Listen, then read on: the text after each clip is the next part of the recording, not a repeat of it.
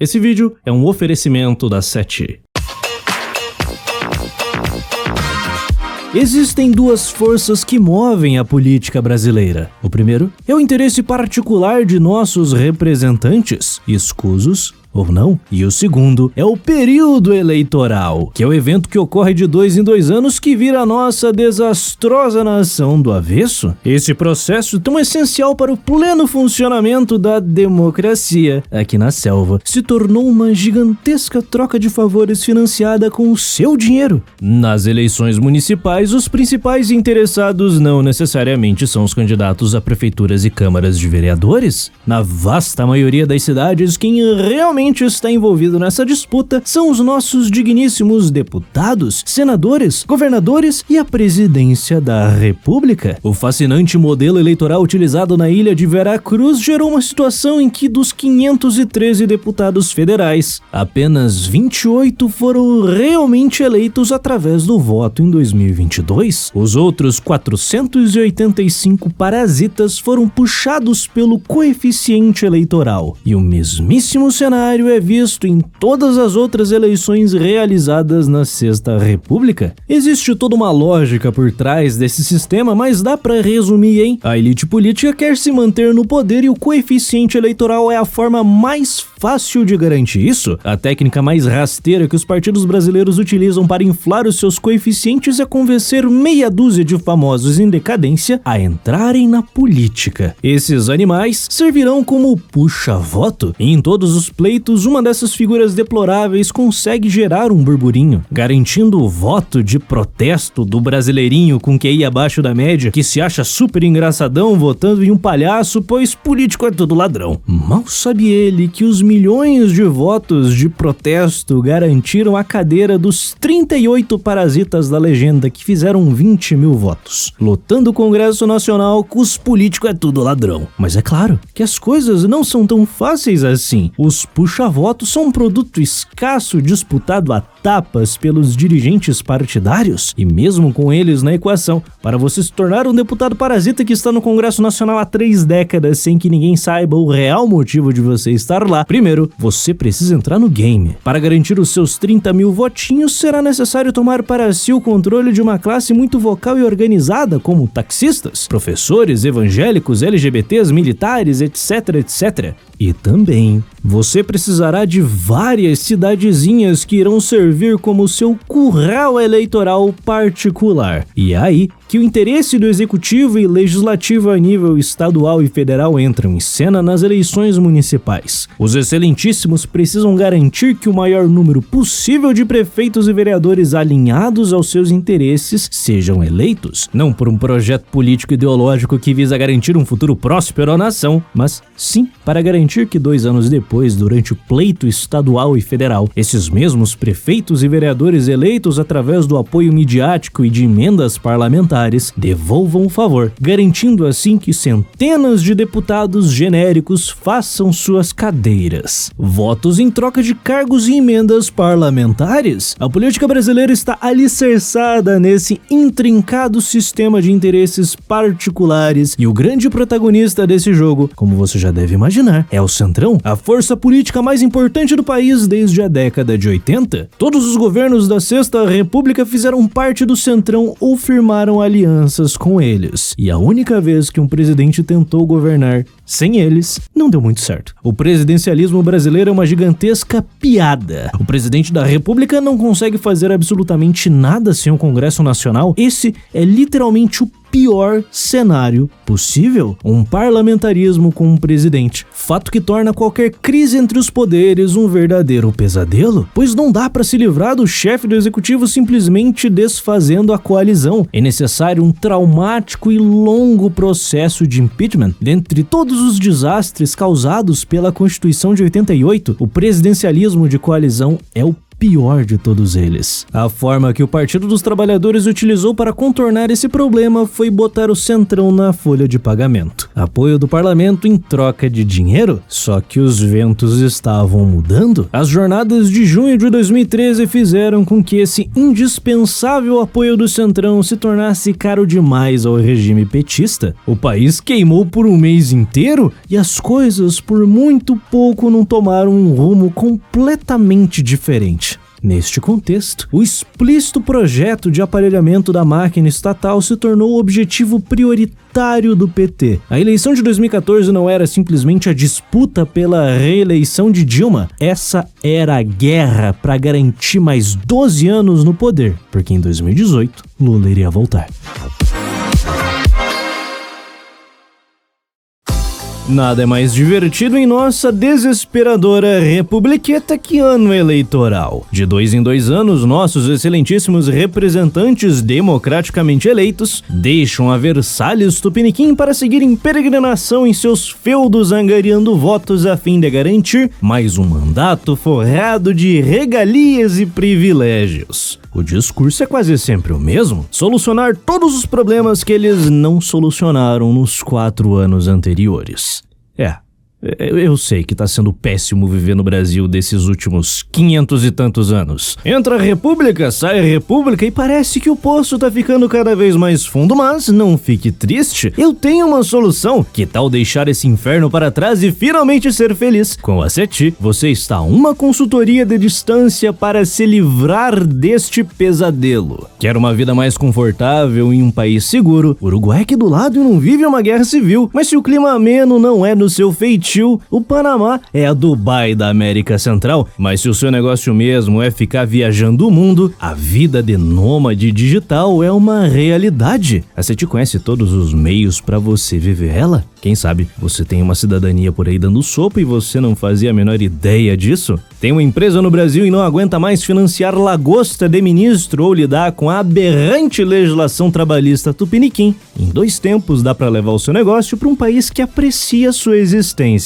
São mais de 80 nações cobertas pela consultoria da CETI e mesmo assim, se você ainda quer seguir vivendo por aqui, dá para providenciar sua offshore e proteger o seu patrimônio do Estado brasileiro. Acesse o link na descrição e conheça em detalhes todos os serviços da CETI, consuma os inúmeros conteúdos disponíveis no site e agende a sua chamada introdutória para sua consultoria personalizada e confidencial de internacionalização, que será totalmente adaptada às suas necessidades e objetivos particulares. CETI, porque a sua vida te pertence.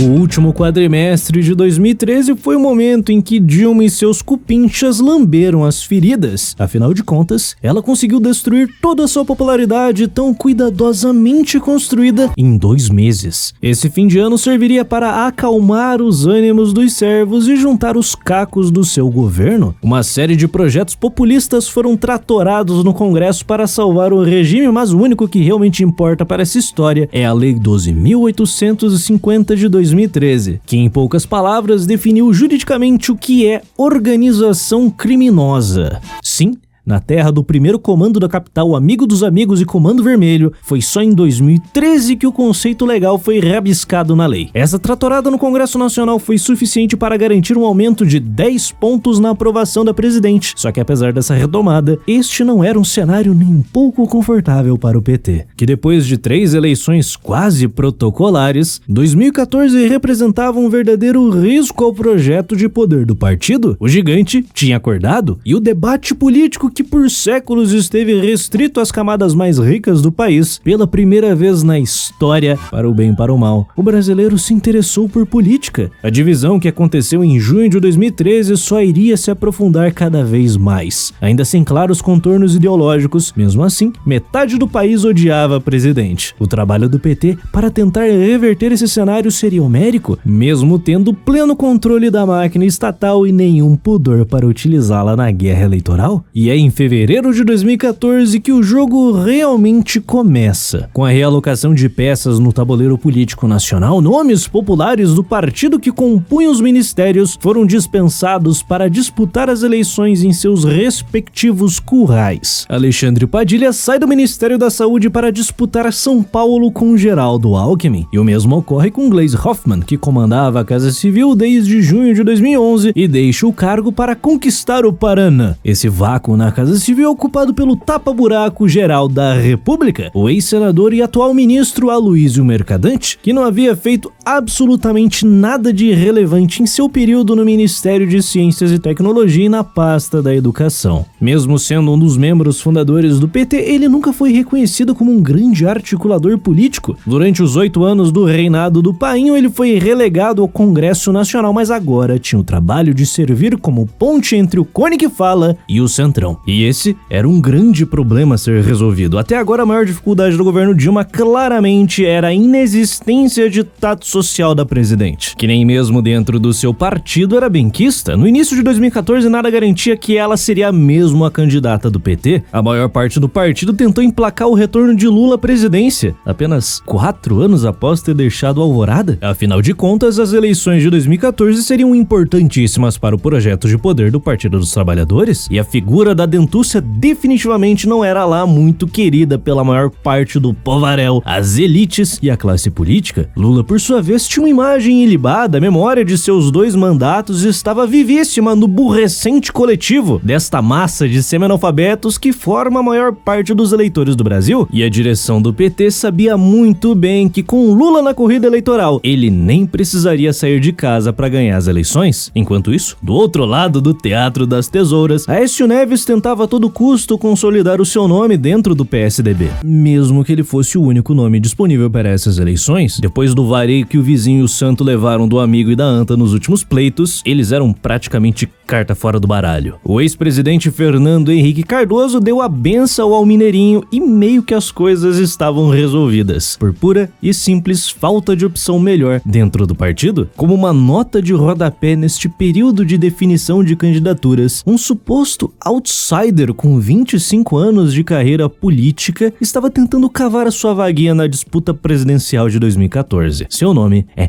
Jair Messias Bolsonaro, e ele era o palhaço que frequentava o CQC e o Super Pop. Como o PP ainda não tinha definido se iria lançar um candidato ou apoiar alguém, o ainda irrelevante deputado Bolsonaro tentou nos bastidores garantir o suporte do seu partido a essa aventura, e ele deu com os burros na água. Só que existia uma esperança. A chapa do PSDB ainda não havia definido seu vice-presidente. Bolsonaro então declarou que seria uma grande honra ser o vice de Aécio em 2014. Não deu em nada. O Partido Progressista apoiou formalmente a reeleição de Dilma Rousseff. Mas Bolsonaro não foi o único suposto outsider nessa disputa. Fora do jogo de comadres PT-PSDB, um coronel com 23 anos de carreira política tentava garantir o seu espaço nesse teatrinho pago com seu dinheiro. Ele era Eduardo Campos, um completo desconhecido da política nacional. Até então, Campos se mostrava apenas mais um político provinciano irrelevante, mas que por algum motivo resolveu se lançar candidato a presidente da República em 2014. Essa é uma operação caríssima que o PSB não estava tão confortável em bancar. Até que uma luz no fim do túnel surgiu. Marina Silva, que havia sido chutada do PT em 2009 por bater de frente com a então ministra-chefe da Casa Civil, Dilma Rousseff, por uma série de questões que envolviam mato transgênico e barrar a construção de Angra 3, que até agora não está pronta e nem é por mérito da Marina, mas sim do Estado brasileiro, que é incompetente ao ponto de não conseguir executar a construção de uma mera usina nuclear. Ela se bandeia para o insignificante Partido Verde, lá faz a sua morada e se lança candidata a presidente em 2010. Perde e em 2011 pula para fora do partido por se desentender com os dirigentes do PV. Marina e seus aliados políticos dão início ao processo de criação de um novo partido, a Rede Sustentabilidade, que assim como tantos outros partidos brasileiros só seria mais um ajuntado de centro-esquerda para mamar no fundo partidário. Porém, o TSE não aceitou o pedido de registro da rede em 2013 e Marina ficou a ver navios. Em tempo, Campos e Marina chegaram a um acordo para formar uma chapa presidencial, Silva entra com o reconhecimento nacional e Campos com o partido, mas a dúvida era quem realmente seria o líder nessa brincadeira. Em junho de 2013, Marina possuía 22% das intenções de voto, enquanto Eduardo Campos, em fevereiro de 2014, tinha apenas 12%. É complicado, mas não tanto quanto a situação do PSDB, que nesta mesma pesquisa de fevereiro, Aécio tinha somente 17% das intenções, em outubro, 21%. Tendência nada animadora para um cara que pretendia ser o novo presidente da Republiqueta. Esses números garantiam o triunfo de Dilma já no primeiro turno, graças à sua liderança de absurdos 47%, que seriam muito comemorados pelo Politburo petista se um escândalo de corrupção envolvendo o nome da presidente não tivesse explodido em março de 2014. Bem-vindos de volta ao longínquo ano de 2006, momento raro em que o Brasil estava voando. Naturalmente, a joia de nossa economia estava vivendo o seu melhor momento da história. A Petrobras, visando ampliar o seu espaço no mercado internacional, resolve adquirir uma nova refinaria em uma joint venture com a belga Astra Oil. Essa refinaria era velha, defasada, condenada a virar sucata e não compatível com o petróleo produzido no Brasil, a Pasadena Refinery System, fundada em 1920 no Texas por uma das empresas que surgiram com a quebra da Standard Oil. Sim, era um fóssil. Até aí tudo bem. O problema era que, enquanto a companhia belga pagou 42 milhões de dólares para ter o controle de 50% da operação da refinaria, a Petrobras tinha desembolsado 360 milhões de dólares pelos mesmos 50%. Não existe uma palavra no português que defina precisamente o quão ruim esse negócio foi. A questão é que ele não foi um mero errei fui moleque. Todos os envolvidos nessa negociação sabiam exatamente o que estava acontecendo e isso obviamente incluía a presidente do Conselho de Administração da Petrobras, Dilma Vana Rousseff, que teve participação em todas as etapas da compra da refinaria pela estatal brasileira. O que ninguém sabia na época era que a companhia belga pagou 100 milhões de dólares aos dirigentes petistas para dar continuidade a essa negociação. E para encher ainda mais os cofres do partido, essa estrutura caindo aos pedaços seria entregue ao Odebrecht para executar uma profunda reforma na Ruivinha, apelido carinhoso dado à refinaria corroída pelo tempo. Esse escândalo da compra explodiu ainda em 2006 e em 2008 a cláusula Put Option é acionada pela Astra Oil, obrigando a Petrobras a adquirir a sua metade na operação e um longo processo se seguiu a partir disso. Em 2012, a justiça americana determinou que a estatal brasileira adquirisse os 50% da Astra Oil pela bagatela de 820 milhões de dólares, fazendo com que essa compra chegasse à cifra de 1,180 bilhão para a Petrobras. Esse prejuízo monumental que em um país decente derrubaria todo o governo foi ignorado pela massa picanheira que estava parcelando o Gol 1.0 em 48 vezes. Em 2013, o Tribunal de Contas da União finalmente decide investigar potenciais irregularidades na compra da refinaria. Em março de 2014, o escândalo foi ressuscitado na mídia quando a participação da atual presidente foi revelada em detalhes ao público. Dilma havia votado a favor da compra do primeiro bloco de 50% das ações da refinaria, aquele negócio absurdo de 360 milhões de dólares por sucata. Em sua defesa, a presidente afirmou que sua decisão foi tomada com base em um parecer falho em um documento que omitia as cláusulas Put Option em Marlin. Ela meteu um errei foi moleque. A imprensa da época caiu matando, expondo esse caso com todo o destaque merecido, e a oposição resolveu se movimentar propondo a abertura de uma CPMI para investigar essas denúncias contra a Petrobras. E a resposta do público a todo esse caos foi mais um caso de corrupção. Quem liga? Bora fazer um assado. Mas verdade seja dita, as intenções de voto do poste despencaram de 44% em fevereiro para 38% em abril. Um sinal nada animador para a quadrilha petista, mas ainda não era o fim do mundo, pois os adversários não cresciam. Aécio Neves ainda estava travado nos 19% e Campos subiu um ponto chegando a 10%. Era a hora de dar um gás na campanha, Dilma chuta a ministra Idely Salvati e coloca em seu lugar Ricardo Bezzolini, homem de confiança do painho, que iria trabalhar para melhorar a relação da presidente com o PT. Em um momento que só esse país miserável poderia proporcionar, Dilma fez um pronunciamento em rede nacional no dia 31 de abril, usando como pretexto o feriado do Dia do Trabalho, anunciando um aumento de 10% do Bolsa Família para manter o apoio das camadas mais pobres do país e anuncia a correção da tabela do imposto de renda para tentar garantir o apoio da classe média. A presidente até mesmo usou esse palanque financiado com o nosso dinheiro para se defender das acusações de corrupção na Petrobras, atacando a oposição diretamente, e apresentou vários supostos avanços do seu governo nas áreas de saúde e infraestrutura. Esse não era um discurso de presidente, sim de candidata. Dilma estava usando a máquina estatal de forma explícita e ilegal para fazer campanha, e essa nem de longe seria a última vez. Mas a real é que as massas que compõem o eleitorado do PT não se importam nem um pouco com esse claro abuso de poder. Muitos deles nem mesmo saberiam compreender o que era abuso de poder. Dos 142 milhões de cidadãos aptos a votar em 2014, 7 milhões eram analfabetos e 17 milhões tinham dificuldades para ler e escrever. Em poucas palavras, 17% do eleitorado brasileiro era formado por analfabetos e 43 milhões, 30% do eleitorado, não haviam completado sequer o ensino fundamental. Em resumo, 50 milhões de brasileiros eram literalmente massa de manobra, prontinhos para serem enganados por qualquer discursinho mole proferido por um demagogo canalha em rede nacional. As eleições de 2014 estavam prestes a se tornarem um verdadeiro show daquilo que há de mais podre na torpe história da República Brasileira.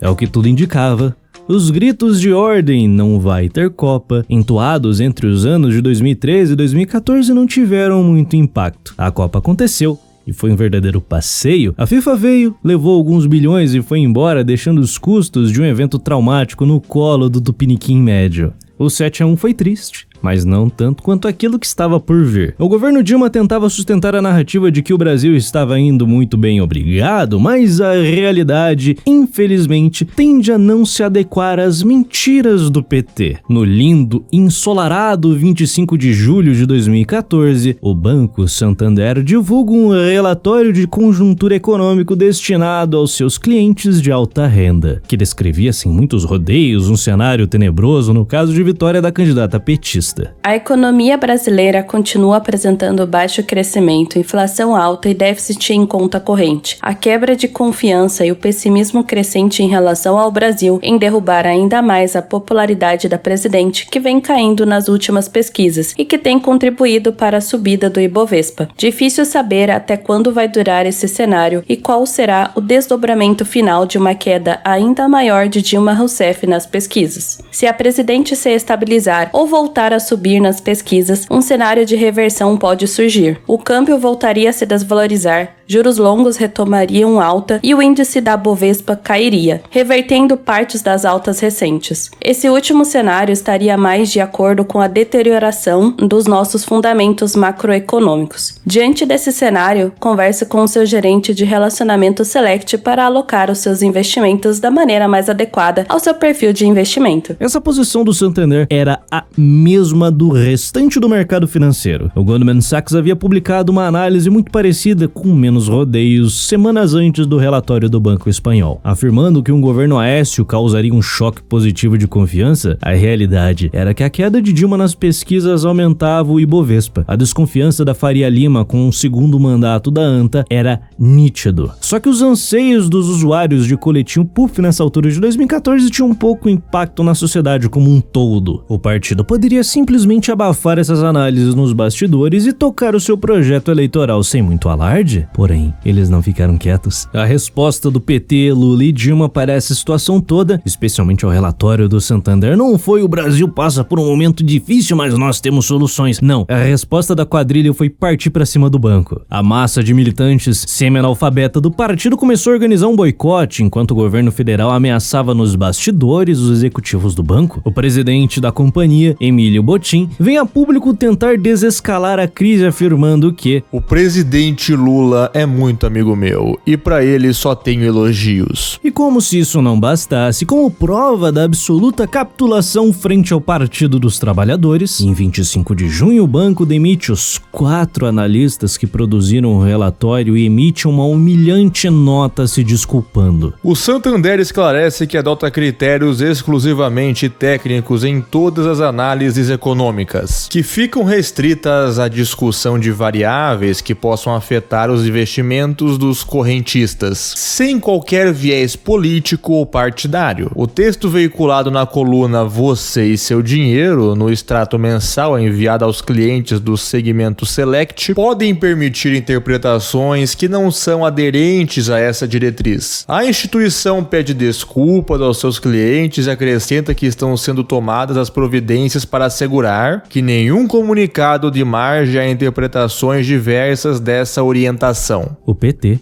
ficou satisfeito com essa humilhação pública, mas deixou claro que não admitiria erros como esse no futuro. O presidente do partido, Rui Falcão, deixou isso bem claro. Parece que eles promoveram demissões na área responsável por aquele texto. Disseram ainda que a carta foi para 40 mil correntistas. O pedido de desculpa já é um reconhecimento do banco de que houve um erro. Vou aceitar a desculpa do banco, mas isso não elide o que aconteceu. O que houve é proibido. Não se pode fazer manifestação de uma empresa que, por qualquer razão, interfira na decisão do voto. Foi muito ruim o banco ter produzido esse texto. É uma coisa que nos prejudica. Espero que, daqui pra frente, nem o Santander ou qualquer outra instituição incorra nesse tipo de atitude. Essa é uma repetição de filme que nós já vimos, como aquela campanha em 2002 de que haveria fuga de capitais. A crise estava aparentemente resolvida, só que esqueceram de avisar o idiota. Lula, que muito provavelmente estava completamente bêbado, em 28 de julho de 2014, durante a 14ª plenária nacional da CUT, resolve soltar os cachorros desnecessariamente pra cima do Santander. Botinho, meu querido, eu tenho consciência que não foi você que falou, mas essa moça não entende porra nenhuma de Brasil e de governo Dilma. Manter uma mulher dessa num cargo de chefia, sinceramente, pode mandar ela embora e dar o bônus dela pra mim. Aqui no Brasil, Santander ganha mais que Nova York, ganha mais que Londres, Pequim, Paris, Madrid e Barcelona. Naturalmente, essa situação não gerou comoção pública. Afinal de contas, estamos falando de um banco. Mas o governo do Brasil e o partido reinante estavam abertamente atacando uma instituição privada por emitir uma análise em uma suposta democracia. Mas se essa situação com o Santander era pra lá de absurda, com a agência de consultoria Empíricos foi muito pior. Eles haviam emitido uma análise aos seus clientes com um tom muito similar ao do Santander e do Goldman Sachs. Mas como eles não possuem nem o tamanho, nem a importância de um bancão estrangeiro, o PT resolveu fazer deles um exemplo para toda a Faria Lima. A Empíricos, em julho de 2014, começou uma campanha de publicidade batizada O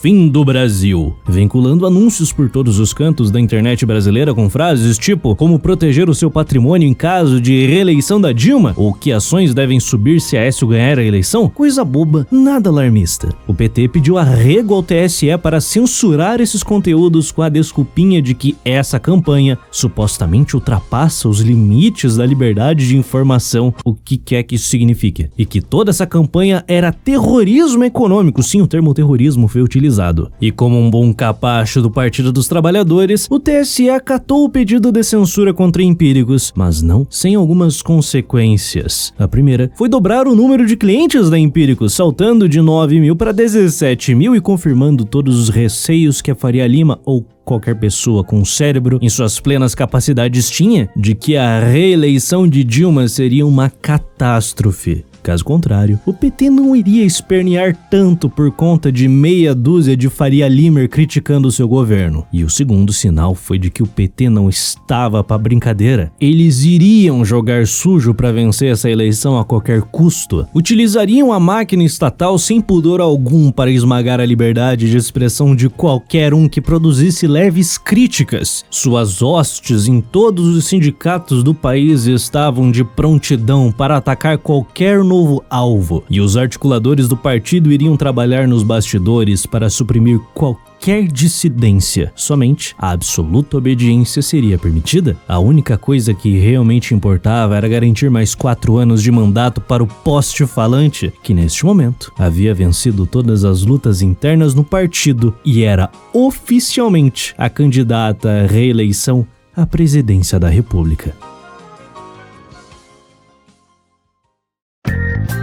A campanha eleitoral de Aécio Neves estava uma lástima. Ele não liderava nem no maior curral eleitoral do PSDB, que é São Paulo. Dilma tinha 30% das intenções de votos no estado contra 25% de Aécio, mesmo com Alckmin no Palácio dos Bandeirantes nadando de braçada e Fernando Haddad, o pior prefeito da história da capital paulista, ostentando uma reprovação histórica. O único lugar em que Aécio performava bem, como já era de se esperar, foi em Minas Gerais, liderando com 41%, enquanto Dilma possuía 31%. Fora desse jogo de comadres, Eduardo Campos não fazia 2 dígitos em lugar algum, exceto Pernambuco. Só que o jogo político brasileiro não se dá apenas nos estados e municípios buscando apoio com lideranças políticas locais. Em 2014, a importância das igrejas protestantes neste pleito nunca foi tão grande. De 9% da população em 1990 para 22% em 2010, o voto protestante neste momento definia eleições e as franquias mais importantes do país estavam divididas. Enquanto a Igreja Universal do Reino de Deus prestava reverência a Dilma Rousseff, a Assembleia de Deus estava se aproximando da candidatura de Aécio e as demais denominações aguardavam o horário eleitoral para se posicionar do lado com as maiores chances de vencer. Afinal de contas, um posicionamento errado poderia enfraquecer a bancada evangélica. Enquanto Dilma e seu mestre fugiam de entrevistas e compromissos públicos que envolvessem o contato direto com o povo, preferindo sempre palcos favoráveis à sua reeleição como sindicatos por todo o país, Neves e Campos faziam de tudo para receber migalhas de cobertura da mídia. Infelizmente para eles, o primeiro fim de semana de agosto jogou todo o seu trabalho na lama, pois mais um escândalo do governo explode na imprensa. Em 2 de agosto de 2014, a revista Época revelou que o ex-presidente da CUT, Jair Meneghelli, que em agosto de 2014 presidiu o Serviço Social da Indústria, uma paraestatal com fortíssimos laços entre o movimento sindical e a corte petista no governo federal, Meneghelli recebia um salário de aproximadamente R$60 mil, morava em um apartamento luxuoso em Brasília, sendo servido por vários funcionários, e rodava pela capital federal e a paulista em carros oficiais. Além disso, no escritório do SESI em São Bernardo, vários funcionários que recebiam entre 20 e 36 mil reais por mês simplesmente não apareciam no trabalho. E vários deles eram ex-assessores do ex-presidente Lula que haviam sido dispensados do Planalto e rapidamente foram contratados pelo SESI. Neste seleto grupo de profissionais qualificados estava Marlene Araújo, esposa de Sandro Luiz Lula da Silva. E além da princesa petista, também estava mamando no SESI a esposa do deputado condenado no mensalão, João Paulo Cunha, a dondoca Márcia Regina Milanésio Cunha. Seria realmente difícil explicar o que cargas d'água todos esses ex-funcionários do Painho e parentes de aliados estavam fazendo no SESI. Só que quase imediatamente após a publicação dessa denúncia pela Época, a Veja soltou uma verdadeira nuke na cabeça do governo. A CPI da Petrobras de 2009, que havia sido formada para investigar irregularidades na companhia, que neste momento estava soterrada em escândalos, foi uma gigantesca farsa. Todos os diretores e ex-diretores da estatal que iriam depor na comissão sabiam exatamente quais seriam as perguntas realizadas pelos senadores, que por sua vez sabiam exatamente quais seriam as respostas dos diretores. E para fechar com chave de ouro, as perguntas e respostas foram idealizadas e escritas no gabinete do presidente da Petrobras. É exatamente isso que você ouviu. Os diretores indicados pelo governo petista conspiraram com o Senado Federal para melar uma comissão parlamentar de inquérito. A cereja em cima do bolo era que essa revelação absurda ocorreu durante a CPMI que tratava justamente de irregularidades que ocorreram na estatal entre os anos de 2005 a 2014 relacionadas à compra da refinaria de Pasadena. Desde que esse escândalo tinha voltado aos holofotes em março, essa era a principal dor de cabeça do governo Dilma, pois se o brasileirinho médio que em 83 começasse a compreender o que estava acontecendo, a sua reeleição estaria profundamente ameaçada. O Executivo Federal fez uma pressão gigantesca nos bastidores para impedir a abertura de uma nova CPMI da Petrobras, mas eles fracassaram. E ele teve início em 28 de maio de 2014 e estava relativamente morna até as revelações da Veja naquele 2 de agosto. Esse foi o assunto que dominou a mídia e os adversários usaram e abusaram dessas revelações para atacar o governo e Dilma Rousseff, que simplesmente não sabia como responder a essa crise. Vou te falar uma coisa, acho extraordinário. Primeiro porque o Palácio do Planalto não é expert em petróleo e gás. O expert em petróleo e gás é a Petrobras. Eu queria saber se você pode me informar quem elabora as perguntas sobre petróleo e gás para a oposição também. Muito obrigado. Não é o Palácio do Planalto, nem nenhuma sede de nenhum partido. Quem sabe as perguntas sobre petróleo e gás só tem um lugar. Pergunta só tem um lugar no Brasil. E eu diria vários lugares no Brasil. A Petrobras e todas as empresas de petróleo e gás. Você sabe que há uma simetria de informação entre nós, mortais, e o setor do petróleo. É um setor altamente oligopolizado, extremamente complexo tecnicamente. Acho estarrecedor que seja necessário alguém de fora da Petrobras formular perguntas sobre ela. Muito elucidativa essa frase da presidente. A oposição partiu pra cima com paus e pedras, levantando um questionamento muito pertinente. Como o executivo não sabia o que estava acontecendo bem debaixo dos seus próprios narizes. E a resposta do governo para essa situação foi muito clara. Criar uma CPI para investigar o superfaturamento na compra de trens para o metrô de São Paulo.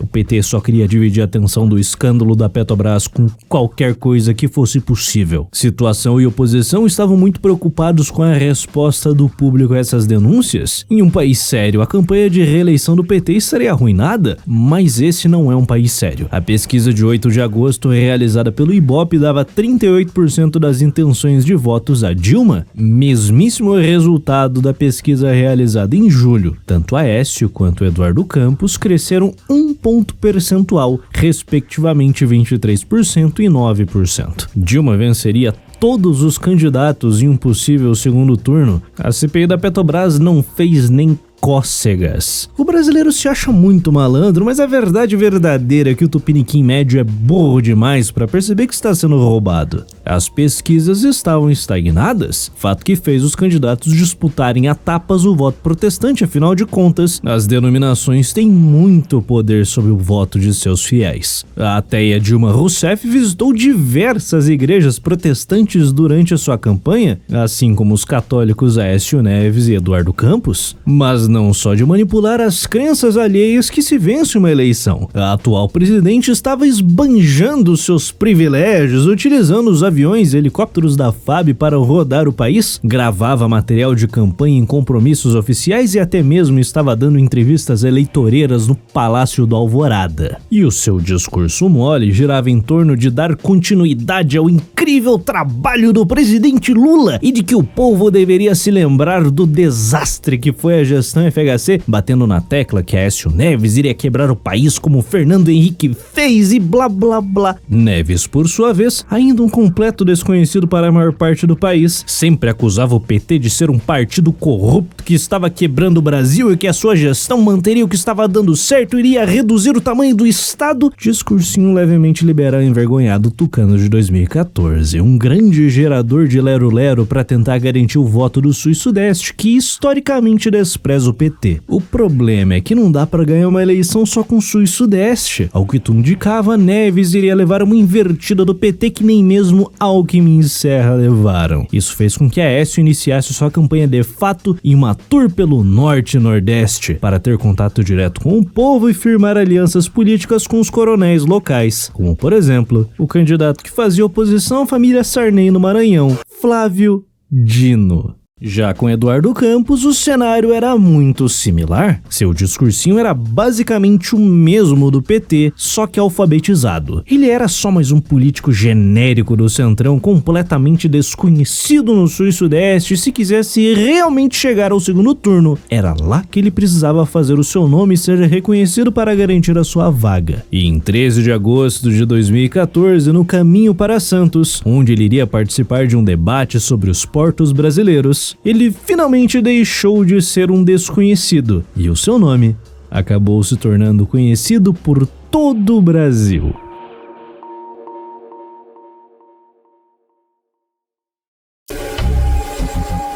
A morte sempre esteve presente na história da abissal República Brasileira, da arrastada pra cima de Getúlio Vargas, que da noite para o dia despedaçou o status quo da época, a morte de Rodrigues Alves e de Tancredo Neves antes de tomarem posse do cargo, que em contextos completamente diferentes colocaram em risco até mesmo a existência da República. Mas também tivemos mortes que serviram justamente com esse propósito, como o assassinato de João Pessoa, que foi utilizado por Vargas para destruir a República Velha. Em 2014, a morte voltaria a rondar a presidência da República e, mais uma vez, o jogo foi virado do avesso. Às 10 horas da manhã do dia 13 de agosto, todas as análises e expectativas com o resultado dessas eleições foram jogadas no lixo assim que a morte de Eduardo Campos foi confirmada pela mídia. Ele e sua equipe saíram do Rio de Janeiro em direção a Santos para participar de um simpósio, mas devido à falta de visibilidade na base aérea de Santos, o piloto foi forçado a arremeter. A razão exata pela queda do avião nunca foi descoberta. O Ministério Público Federal levantou 4 hipóteses: colisão com elemento externo, falha de profundor, desorientação espacial ou falha do compensador do profundor.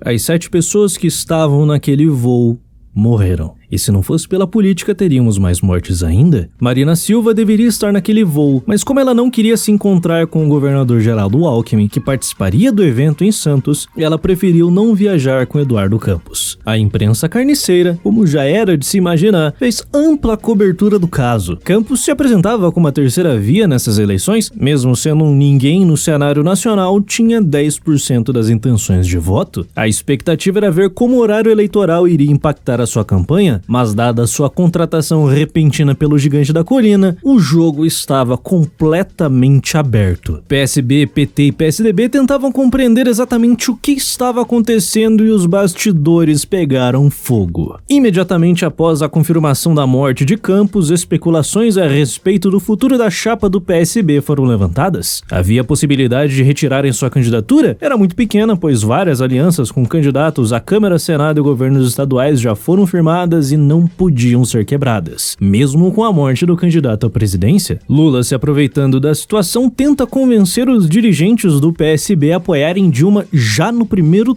turno, prometendo ministérios aos socialistas em troca da retirada de sua chapa. Essa seria uma aliança informal, pois o período para a formação de coligações já tinha se esgotado. Mesmo sendo uma proposta ridícula, não era um completo absurdo. Marina Silva não era a candidata do PSB. O vice-presidente do partido, um socialista da velha guarda, simplesmente desprezava o lenga-lenga ambientalista e evangélico de Marina. A única razão para ela estar ali era o seu acordo firmado com Campos para essas eleições. E acabou. Com o início de 2015, ela voltaria a trabalhar na construção da rede de sustentabilidade e o PSB ficaria a ver navios. Só que mesmo com esse mal-estar entre o PSB e Marina Silva, o seu nome era muito maior nacionalmente do que o de Eduardo Campos. E o seu cadáver era um excelente palanque publicitário que seria grotescamente utilizado pelo partido. 3 dias depois, em 16 de agosto, a Executiva Nacional do PSB oficializa o seu apoio a Marina Silva, mas que só seria divulgado na mídia após o sepultamento comício de Eduardo Campos no dia seguinte.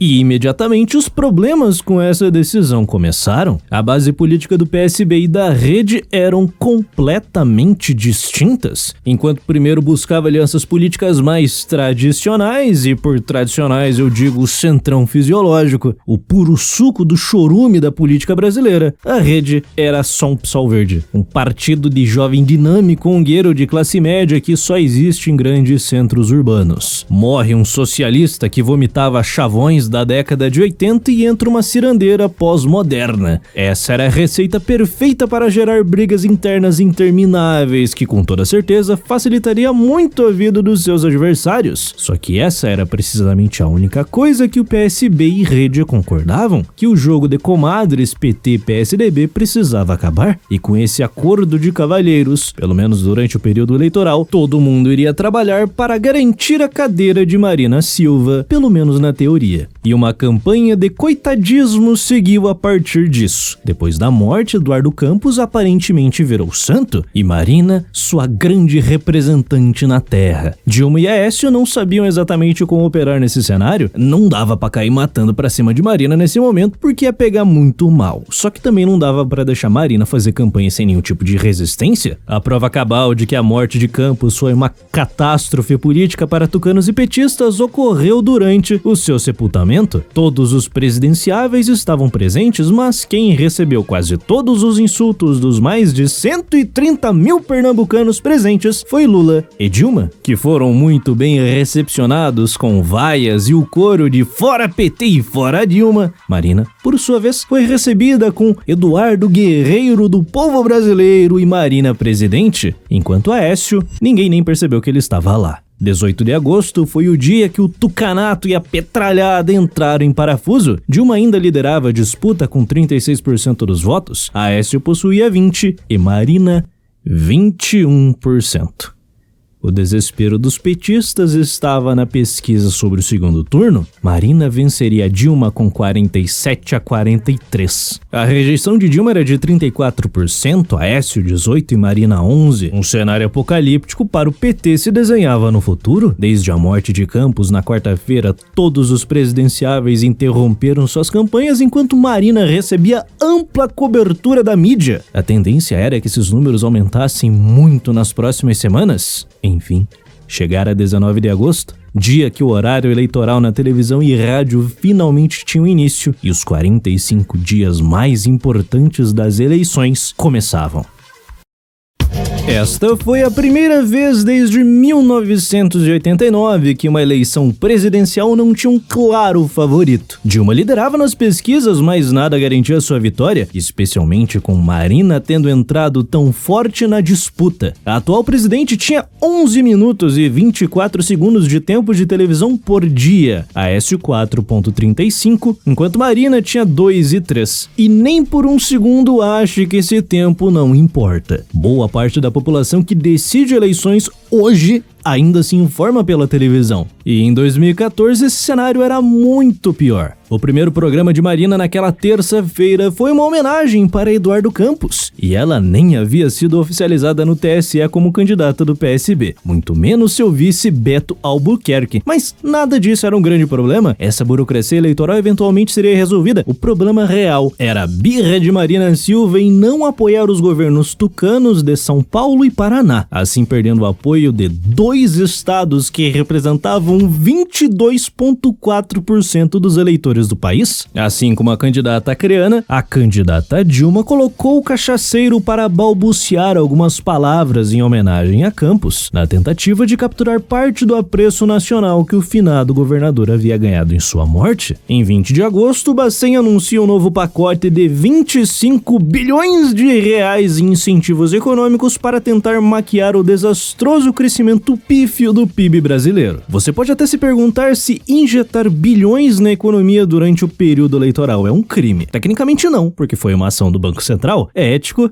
Estamos falando do PT, meu querido, eles não se importam. 2014 estava sendo uma lástima se os 3 anos anteriores davam todos os sinais de que algo de muito errado estava acontecendo. Depois de 3 trimestres consecutivos de encolhimento, a economia brasileira oficialmente estava em recessão. Entre o segundo trimestre de 2013 e o segundo de 2014, houve contração de 1%, que parece pouco, né? Mas são 50 bilhões de reais a menos que foram produzidos. Mas esse é só o agregado geral, a coisa fica muito pior quando vemos os detalhes. Os investimentos despencaram trimestre a trimestre. O número total de empresas sendo abertas estava despencando, mesmo com todo o protecionismo e infinitos pacotes econômicos para estimular a a economia. A indústria encolheu 3,2% no ano de 2014 e o número de inadimplentes chegou a 57 milhões de pessoas. E o crescimento do setor de serviços e construção civil desacelerando, de todos os lugares vinham sinais claros de que a economia do Brasil estava em declínio. E mesmo assim, como nos anos anteriores, o único bote salva-vidas do governo federal era a taxa de desemprego, que artificialmente era de apenas 5%. Mas esse último bote salva-vidas poderia deixar de existir. As notícias não eram nada animadoras. Todo mês estava sendo o pior mês de alguma série histórica relacionada ao emprego, mas a pior de todas elas era o desemprego entre jovens. 20% da população brasileira entre 15 e 29 anos não estudava nem trabalhava, e 21% dos jovens entre 25 e 29 anos nem mesmo queriam trabalhar ou estudar.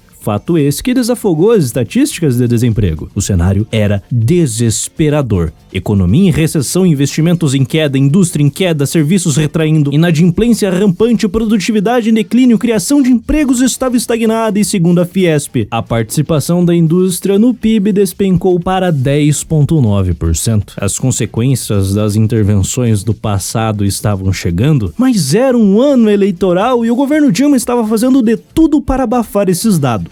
Um trabalho que não era tão difícil assim. Afinal de contas, 17% dos brasileiros eram analfabetos funcionais e mesmo entre os universitários, 38% tinham dificuldades para interpretar textos simples. Você realmente acha que esse povo com QI de temperatura ambiente iria compreender o colapso que estava chegando? Por conta disso, nenhum adversário de Dilma conseguiu utilizar a economia de forma eficiente para atacar a sua gestão, pois o único conceito econômico que o brasileiro entende é inflação, e ela ainda estava sob controle. Felizmente para Dilma, sua principal adversária era uma completa idiota. Marina deu a responsabilidade de honrar os acordos firmados por Eduardo Campos a Beto Albuquerque, seu vice. Sim, isso mesmo que se ouviu, a candidata a presidente estava fazendo birra durante a sua própria campanha eleitoral. E ela não parou por aí. Marina exigiu que seus homens de confiança assumissem a liderança de sua campanha dentro do PSB, jogando para escanteio dirigentes antigos do Partido Socialista. Esse ataque de estrelismo não ficou por isso mesmo. O coordenador-geral da campanha, Carlos Siqueira, definiu exatamente o que era Marina Silva dentro do PSB. Quando se está numa instituição como hospedeira, como ela é, tem que se respeitar a instituição. Não se pode querer mandar na instituição. Ela vai mandar na rede dela. No PSB mandamos nós. E logo depois de soltar essa bomba na imprensa, ele deixa a campanha e o partido indica um novo quadro para coordenar a operação. Luiz Erundina seria a coordenadora geral, Márcio França assumiu o comitê financeiro. Ironicamente, ele também era o candidato a vice na chapa de Geraldo Alckmin em São Paulo. Esse ajuste de rota tão abrupto a 40 dias do primeiro turno definitivamente não era uma decisão sensata. Uma campanha presidencial é um processo de anos e Marina jogou todo o planejamento do PSB no lixo por puro ego. Em uma tentativa de tirar a atenção do público de brigas internas do partido, ela fez uma declaração defendendo a autonomia do Banco Central, que governaria com a sociedade, não com os políticos, dizendo que a presidente não é propriedade do partido, insistindo que ela era contrária à política velha, como se ela mesma não fosse parte da política velha. Nessa altura de 2014, ela já possuía 26 anos de vida pública. Enquanto isso, Dilma, tentando recuperar a atenção da mídia que só estava dando palanque a Marina, passa a utilizar a exaustão a figura de Lula no seu programa eleitoral, pois ainda não era tempo de dar início à campanha de destruição de reputação de Marina Silva. Ia pegar muito mal espalhar mentiras enquanto o cadáver de Eduardo Campos não esfriava no consciente coletivo do brasileiro. Já Aécio, o candidato mais prejudicado com a entrada de Marina na disputa, ainda estava tentando encontrar um caminho. Os tucanos levantaram a possibilidade de firmar acordos com os aliados de Campos que estavam sendo ignorados por Silva, uma estratégia sagaz, tendo em vista que boa parte deles estavam espalhados pelo Sul, Centro-Oeste e Nordeste. O problema é que Aécio ainda era só o terceiro colocado nas pesquisas, ele não tinha muito poder de barganha para trazer esse povo para o seu lado. O único evento catastrófico foi suficiente para virar essas eleições do avesso e uma semana depois, 22 de agosto de 2014, Marina havia se tornado a protagonista e estava blindada de ataques. A questão era, até quando ela poderia utilizar a morte de Campos para se proteger dos ataques de Dilma e Aécio? Era questão de dias para o público esquecer do finado e a política voltar com tudo para atingi-la. Mas antes disso acontecer, o mais importante ator político da década de 10 faria sua apresentação formal. Eu imagino que você tenha sentido falta de algo nesse vídeo. Até 22 de agosto de 2014, ninguém dava a mínima para esse algo. Se a data não te remete a nada importante, foi em 22 de agosto de 2014 que Paulo Roberto Costa, o diretor de abastecimento da Petrobras, a maior empresa do Brasil, se tornou o primeiro delator da Operação Lava Jato. E o resto? O resto é história.